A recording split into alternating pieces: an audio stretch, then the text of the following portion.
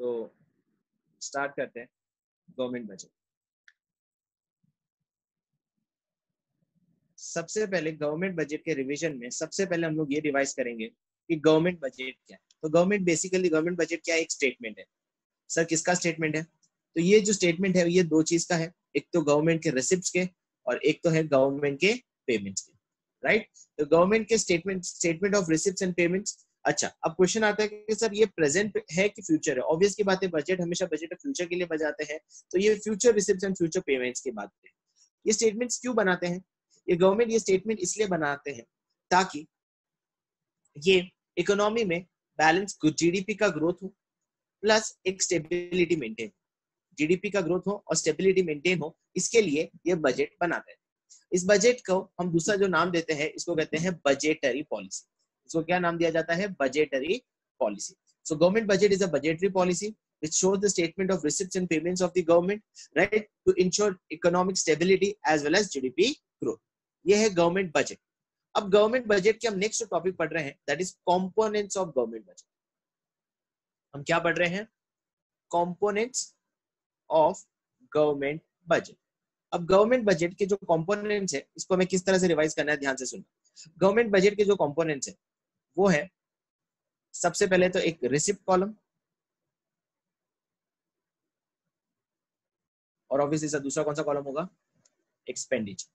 अब रिसिप्ट्स क्या होता है? फॉर एग्जांपल रिसिप्ट में भी दो टाइप के, सॉरी, एक है रेवेन्यू रिसिप्ट और एक है capital receipt.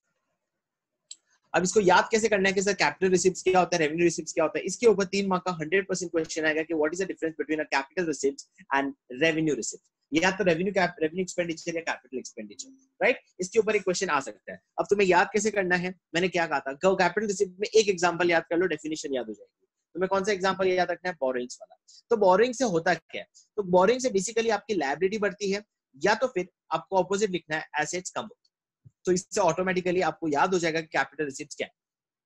So capital receipts includes those items. Capital receipts includes those items which leads to increase in the liability of the government or reduction in the assets of the government, right? So increase in the liability of the government or reduction in the assets of the government.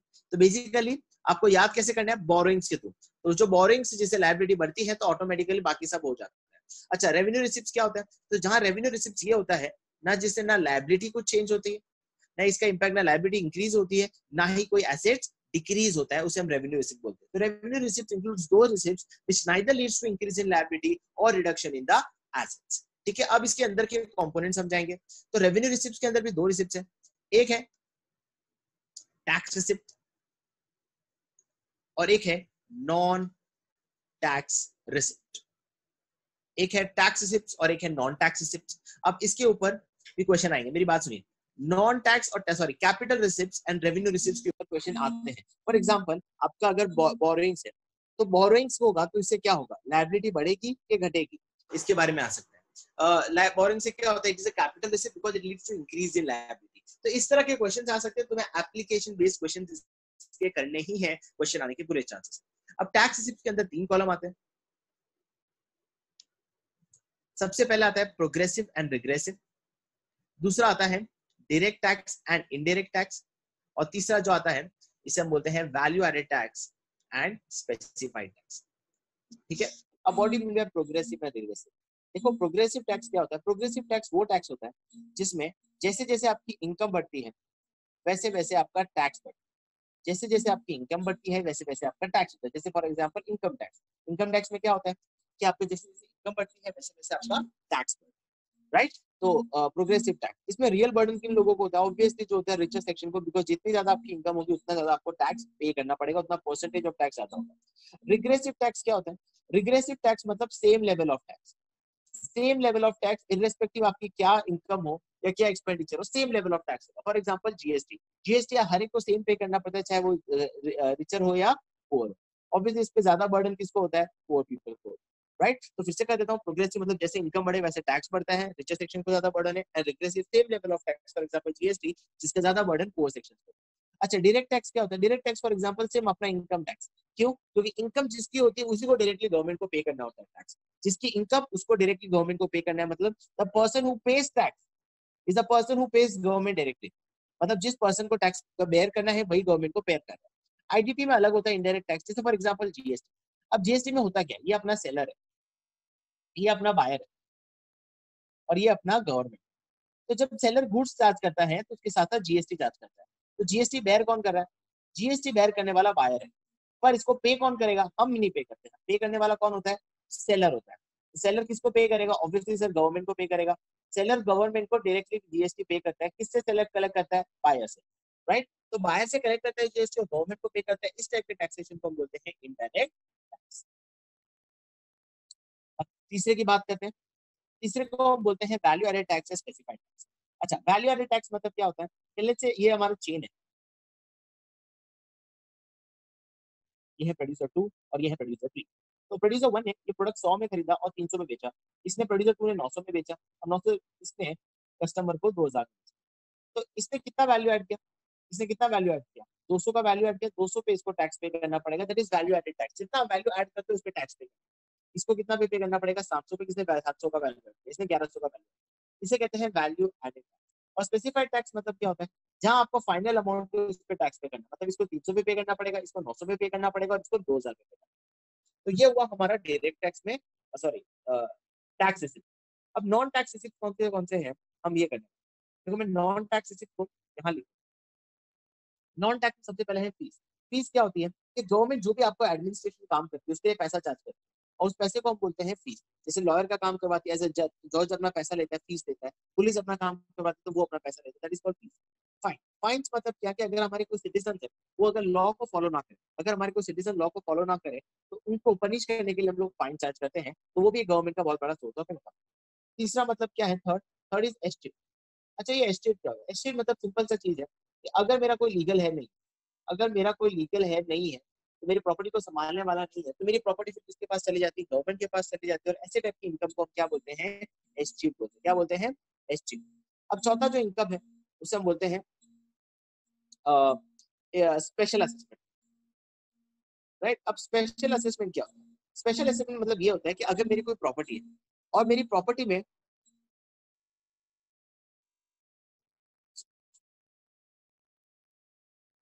मे- ओ, तो obvious की बात है, जो legal heir है, इस legal heir, sorry, special assessment. Special assessment मतलब क्या है? कि अगर आपके पास कोई प्रॉपर्टी है, इस प्रॉपर्टी के सामने कोई गवर्नमेंट का बड़ा प्रोजेक्ट आ जाता है और इस प्रोजेक्ट से आपको बहुत बड़ी इनकम हो जाती है, तो उस इनकम का कुछ पार्ट आपको गवर्नमेंट को पे करना पड़ता है। और ऑब्वियसली वो स्पेशल केसेस में ही होता है, that is called public enterprise से पैसा आना। पब्लिक एंटरप्राइज से पैसा आना। Sixth is grant and donation. Grant जैसे कोई केरला में कोई स्कैम हुआ और केरला में स्कैम हुआ, तो उसको हम क्या करते हैं? सॉरी, स्कैम नहीं, एक मिनट गाइस। ओके, सो केरला में,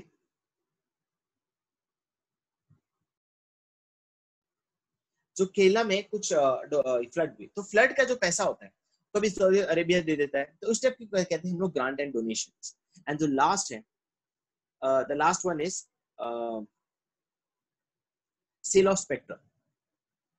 तो सेल ऑफ जो स्पेक्ट्रम है, जहां आप स्पेक्ट्रम्स होते हैं, एक ऑक्शन होते हैं, ऑक्शन में जो स्पेक्ट्रम बेचते हैं उससे जो इनकम आती है उसे हम कहते हैं सेल ऑफ स्पेक्ट्रम। तो ये हुई हमारी सारे नॉन टैक्स रिसिप्ट्स। अब आगे बढ़ते हैं। ये हुआ हमारे कैपिटल रिसिप्ट सारे। तो कैपिटल रिसिप्ट वो होती है जिससे ना लायबिलिटी इंक्रीज होती है ना एसेट्स कम होता है। अब हम बात करते हैं capital receipts. So capital receipts क्या होता है? सॉरी, तो कैपिटल रिसिप्ट्स वो है जिससे लायबिलिटी बढ़ती है या तो एसेट्स कम होता है। लायबिलिटी बढ़ने का सिर्फ एक ही ऑप्शन है, दैट इज बोरिंग करना। तो गवर्नमेंट जो बोरिंग्स करती है, तो गवर्नमेंट बोरिंग तीन जगह से करती है, या तो आरबीआई से करती है, या तो पब्लिक से करती है, या तो रेस्ट ऑफ द वर्ल्ड से करती है। तीन जगह से गवर्नमेंट बोरिंग कर सकती है जिससे लायबिलिटी आपकी इंक्रीज हो जाती है। अच्छा, एसेट कम होने के दो सोर्सेस हैं। या तो आप या तो आप रिकवरी ऑफ लोन करते हो। किससे रिकवरी ऑफ लोन करते हो? रिकवरी ऑफ लोन स्टेट से।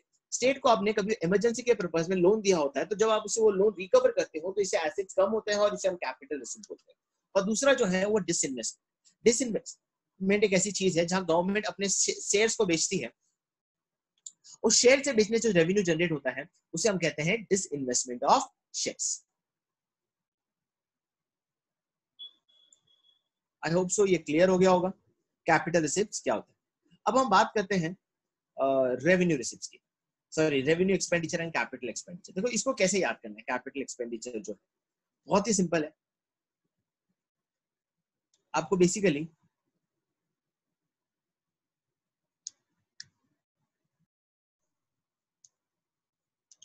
ओके, तो अब हम बात करने वाले हैं कैपिटल एक्सपेंडिचर की।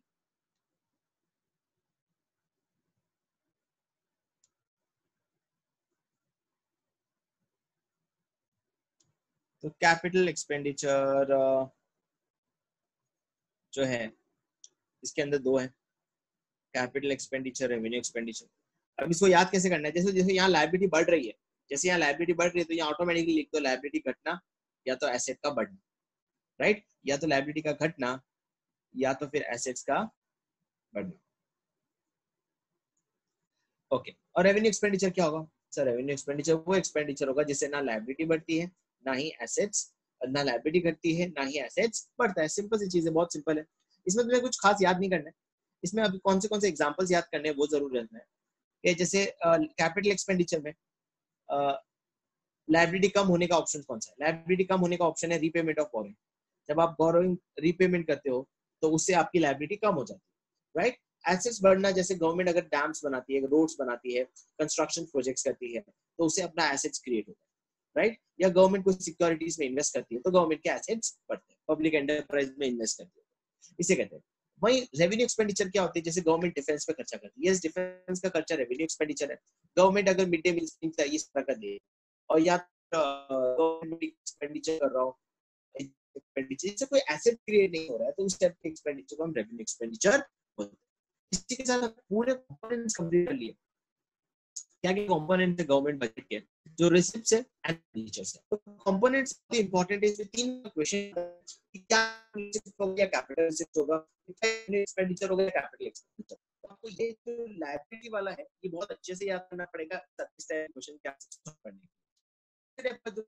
So what is the difference between revenue receipts and capital receipts, revenue expenditure and capital expenditure? इस टाइप के क्वेश्चन को सॉल्व करना जरूरी है, इस टाइप के क्वेश्चन आएंगे पूरे चांस।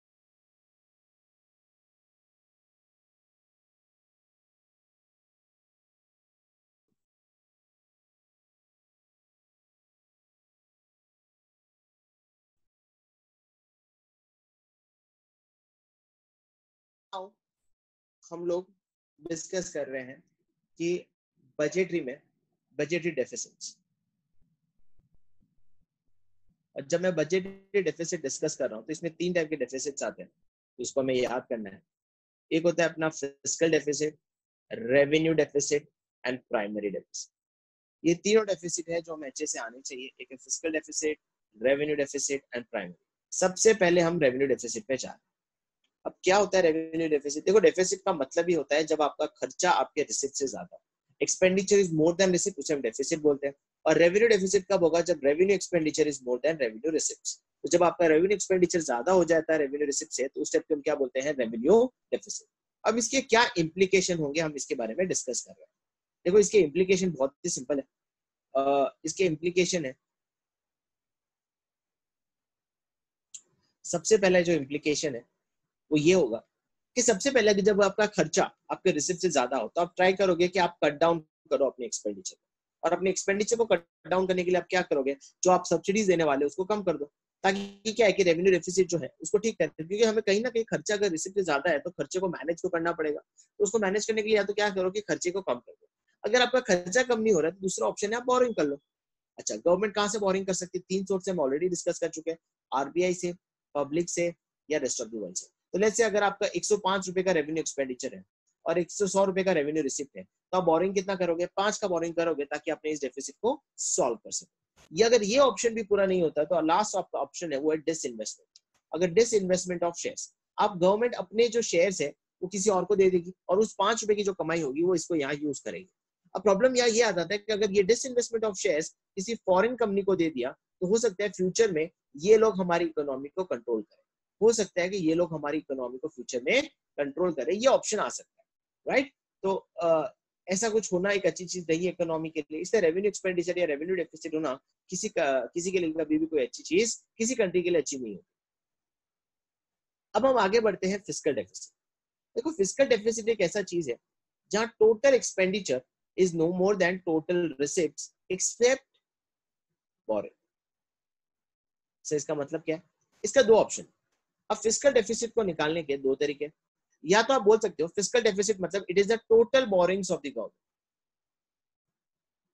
और गवर्नमेंट किस चीज से बोरिंग करती है? Public, RBI, rest of the. या तो आप बोल सकते हो total budgetary expenditure minus budgetary receipt, सारे रिसिप्ट एक्सेप्ट बोरिंग। तो इसे हम कहते हैं फिस्कल डेफिसिट। सिंपल सी भाषा में अगर गवर्नमेंट को यह जानना है कि गवर्नमेंट की टोटल फिस्कल डेफिसिट अगर गवर्नमेंट की है 5,000 करोड़, तो इसका मतलब गवर्नमेंट ने बोरिंग्स कितनी की है? गवर्नमेंट बोरिंग्स कितनी की है? 5,000 करोड़।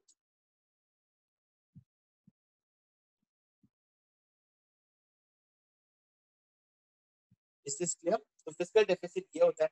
अब फिस्कल डेफिसिट जो है इसके इम्प्लीकेशंस क्या है, हम वो बारे में डिस्कस करें। 5 इसके इम्प्लीकेशंस है। अगेन ये बहुत ही इंपॉर्टेंट है, एग्जाम में पूछने के चांसेस। तो इसके क्या क्या इम्प्लीकेशन? सबसे पहले अगर फिस्कल डेफिसिट होगा तो सबसे पहले होने वाला है इन्फ्लेशन। इन्फ्लेशन का मतलब होता है इकोनॉमी में प्राइस बढ़ना। और प्राइस तभी बढ़ता है जब गवर्नमेंट का डिमांड ज्यादा हो सकता है। तो गवर्नमेंट अगर बार बार एक्सपेंडिचर कर रही है ज्यादा, इसका मतलब इकोनॉमी में मनी सप्लाई बढ़ रहा है। क्योंकि आप खर्चा ज्यादा कर रहे हो तो मनी ज्यादा इकोनॉमी में सप्लाई बढ़ेगा, ऑटोमेटिकली डिमांड बढ़ेगा। डिमांड बढ़ेगा तो क्या हो जाएगा कि सभी चीजों का प्राइस बढ़ जाएगा। और प्राइस बढ़ने की वजह से सीधा इम्पैक्ट इसको होगा पुअर सेक्शन को, बिकॉज वो चीज अफोर्ड नहीं कर पाए। तो ये सबसे पहला इम्प्लीकेशन है इन्फ्लेशनरी स्पाइरल। ये नहीं तो दूसरा होता है कि इन्फ्लेशन स्पाइरल के बाद नेशनल डेट। देखो नेशनल डेट मतलब क्या? आपकी जितनी ज्यादा फिस्कल डेफिसिट है इसका मतलब उतना ज्यादा गवर्नमेंट की बोरिंग्स। आपका जितना ज्यादा फिस्कल डेफिसिट है इसका मतलब गवर्नमेंट की उतनी ज्यादा बोरिंग्स है, राइट? तो फिस्कल डेफिसिट जितना ज्यादा उतनी गवर्नमेंट की बोरिंग्स होगी। तो ये ज्यादा किसको बर्डन पड़ेगा?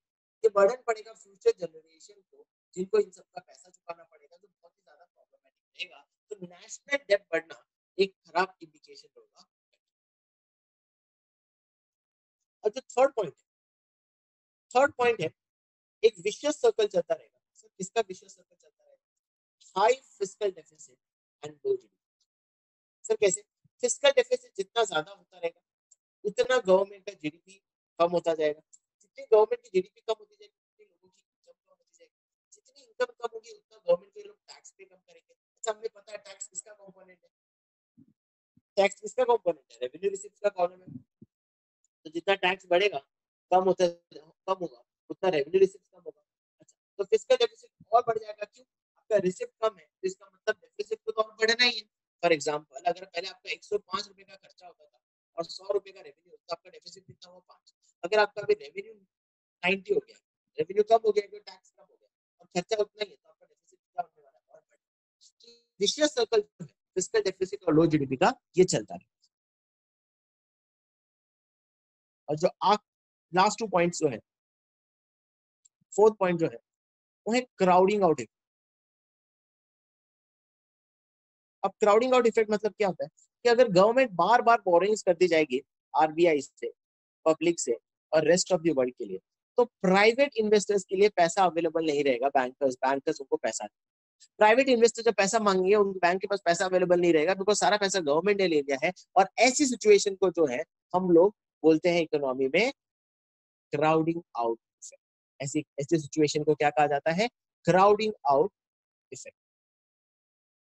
और जो आखिरी पॉइंट है क्राउडिंग आउट इफेक्ट होने के बाद जो आखिरी पॉइंट है वो है गवर्नमेंट की क्रेडिबिलिटी। तो एक कभी भी कंट्री अगर बार बार बोरिंग करती जाएगी, एक कंट्री अगर बार बार बोरिंग करती जाएगी तो वर्ल्ड में इसकी इमेज कम होती है। और इमेज कम होने की वजह से गवर्नमेंट की क्रेडिबिलिटी कम है। और गवर्नमेंट की क्रेडिबिलिटी कम है तो कोई भी इन्वेस्टर अपना इन्वेस्टमेंट नहीं करेगा। और इन्वेस्टमेंट नहीं करेगा तो ऑब्वियस की बात है कि कंट्री की जीडीपी और ज्यादा कम होती जाएगी। तो ये भी 5वां पॉइंट है कि फिस्कल डेफिसिट के क्या इम्प्लीकेशंस है। सबसे पहला इम्प्लीकेशन ये है कि इन्फ्लेशनरी स्पाइरल होगा। दूसरा ये होगा कि नेशनल डेब्ट बढ़ेगा, तीसरा विशियस सर्कल रहेगा फिस्कल डेफिसिट और लो जीडीपी का, एक होता है क्राउडिंग आउट इफेक्ट, एंड पांचवा जो है वो गवर्नमेंट की क्रेडिबिलिटी खराब।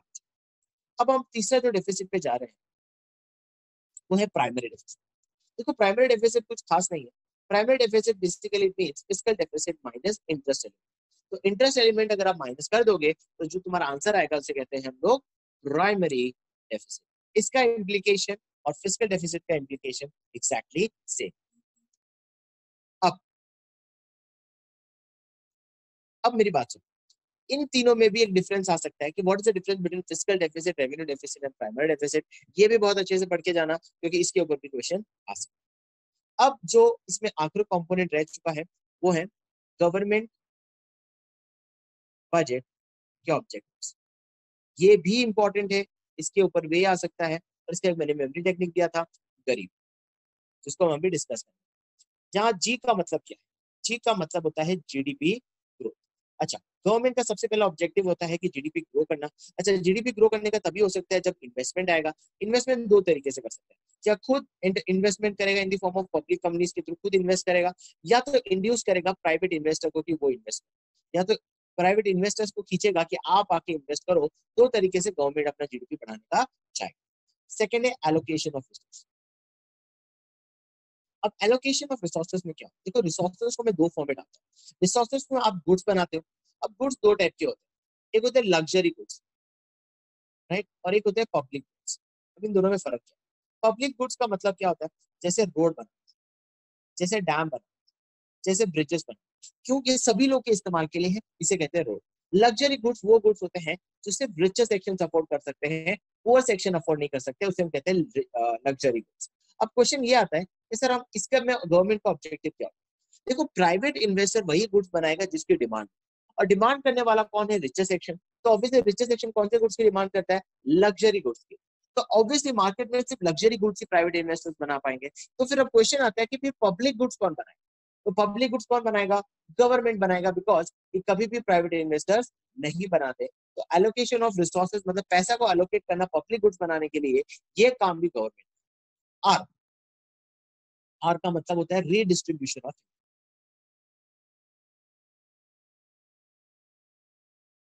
अब रीडिस्ट्रीब्यूशन ऑफ इनकम का मतलब क्या है? देखो रीडिस्ट्रीब्यूशन ऑफ इनकम का मतलब ये है कि जो इनइक्वालिटी है रिचर और पुअर सेक्शन के बीच, जो इनइक्वालिटी है between richer and poor section के बीच में, इस इनइक्वालिटी को कम करना।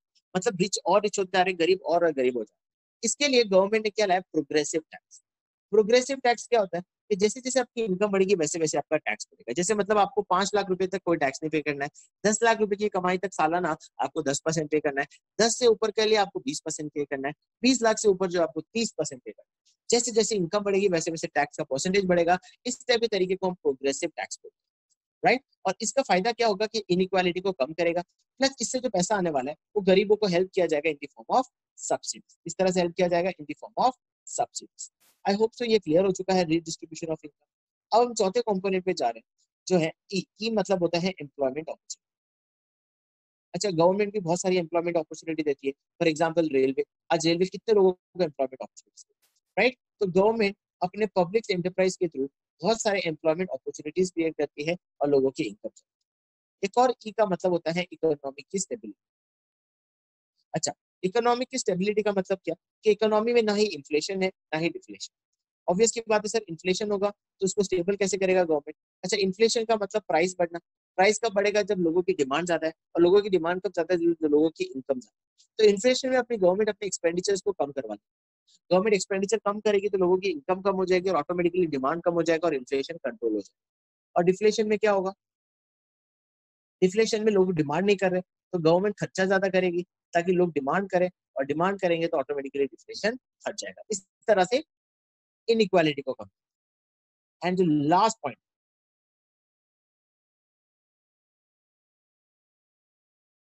सो the last point is the मतलब balance regional growth. Balance regional growth मतलब हर एक स्टेट जो कंट्री का है वो इक्वल डेवलपमेंट, सिर्फ दिल्ली डेवलपमेंट ना हो, यूपी भी डेवलपमेंट। और इसके लिए करने के लिए गवर्नमेंट क्या करती है? गवर्नमेंट टैक्स हॉलीडे देती है, सब्सिडीज देती है, ताकि ये बड़ी बड़ी इंडस्ट्रीज को खींच सके कि आप दिल्ली में इन्वेस्ट मत करो, आप कहाँ इन्वेस्टमेंट करो? उत्तर प्रदेश, ताकि हर इकोनॉमी ग्रो हो, सिर्फ कुछ ही सिटी ग्रो ना हो। तो इसका मेमोरी टेक्निक है गरीब, और इसी के साथ गवर्नमेंट बजट का रिवीजन